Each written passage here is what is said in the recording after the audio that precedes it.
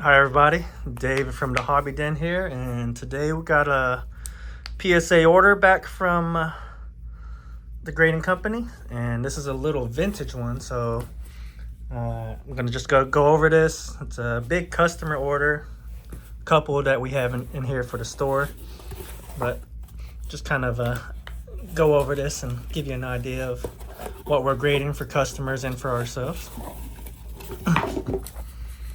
All right. It's a 1955 Hank Aaron, PSA 4. This is a customer. She had an order of about 16 cards.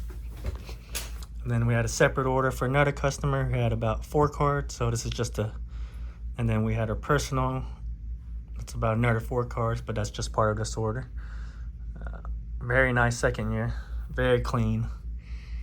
I think, yeah. It's a nice looking 4 with good eye appeal. Sandy Koufax, 1958, PSA 3.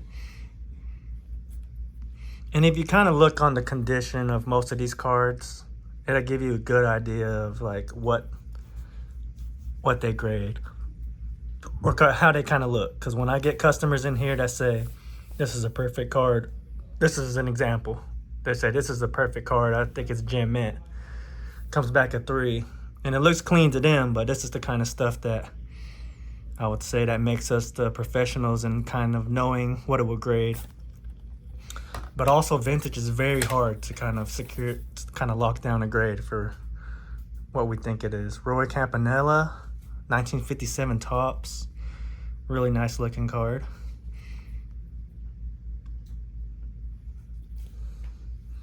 PSA 4. Here's a nice one I like. Mike Schmidt, rookie, 1973, PSA 4. It's got a little wear on the bottom, but a good grade. Not bad. 1958 Hank Aaron, PSA 3 in white name. And to customers new to vintage or people that's in the hobby that's new to vintage, seeing these grades so low, 1, 2, 3s, 4, 5s, those are good grades. So I mean, if you look on sold items of certain cards, just say for example this card in the 3s are worth $150, but in the 1 it's worth $80. So it makes a world of difference from anywhere from 1 all the way to 10, and especially for vintage, huge difference compared to modern. 1964, and these are considered good grades. These are the grades you want when you grade cards for vintage. PSA 4, because they have little minor things like little corner wear, clean looking surface, little bit wear on the edges and corners. 1957 Topps, PSA 3.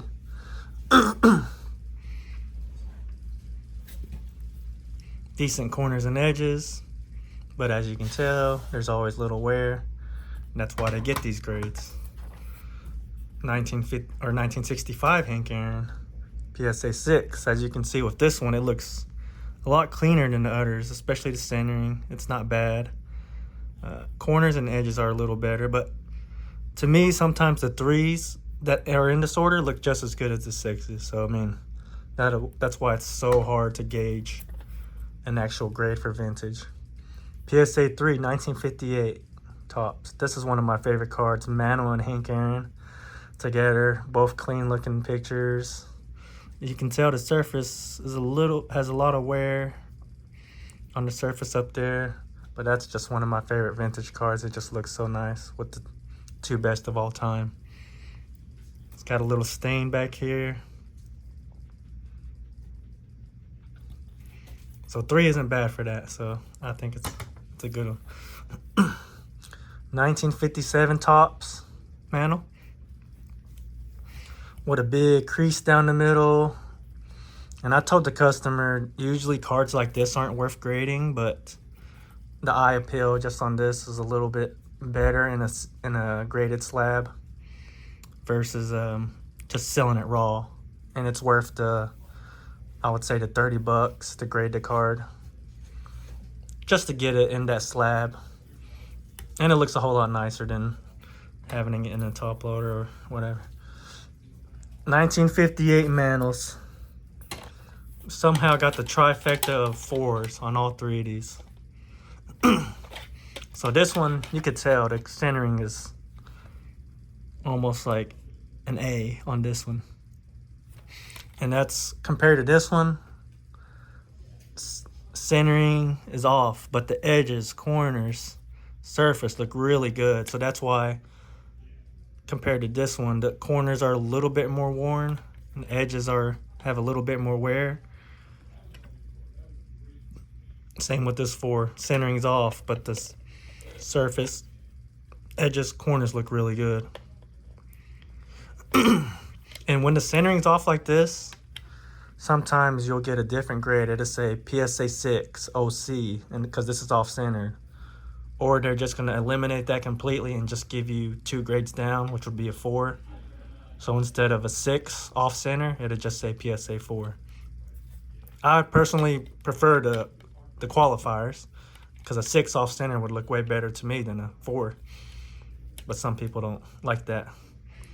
But yeah, I mean, I don't think they were all 4s. I mean, I think there were 4, 5, and 6, but that's what PSA. One of the best cards of all time. Dr. J Rookie. Clean looking PSA 6. That's a good grade for that. Got a little bit of bumps over here. Great centering. Corners, edges. Clean looking classic card. And it matches well with that red and white. Johnny Bench, All-Star Rookie, second year, 69. PSA 6. Really clean looking. Corner and edge wear. Classic card. Ernie Banks, 1958. PSA 6. Really clean looking card. I thought this was an 8. Could be even a 7 or 8, but 6 isn't bad. That centering, like I said, could have affected, but not bad. One of my favorite looking cards from this set is the Mantle, the 1955 Bowman Mantle. This was a Beckett Authentic. So we cracked it because the only reason I thought it could be a Beckett Authentic is if they trimmed or altered it. But I compared the sizes and it looked just on par with the regular Utter 55. So I told him to crack it. And we got a 2. So that's definitely an upgrade from an authentic Beckett or authentic SGC, I think it was. Bill Walton. This was before he died. We sent this off. It was a clean looking Bill Walton rookie. R.I.P. Bill. Legend. It's one of the most notable rookies from this era. Pete Maravich, 1972 tops. That's just a classic card right there. Looks nice. The centering's a little off, but corners, everything looks good. 1961 Mickey Mantle, PSA 3. A little off-centered. Definitely some corner wear. Good grade. T206 Piedmont 350 Era Thomas. 1.5. It's better than a 1. Yeah, I figured I'd grade this because it wasn't selling raw in the shop, and it just looks a whole lot better in that slab, and in a 1.5, so not too bad. Second part of this order, let me see. All right, we'll save that other one for last. Gil Hodges.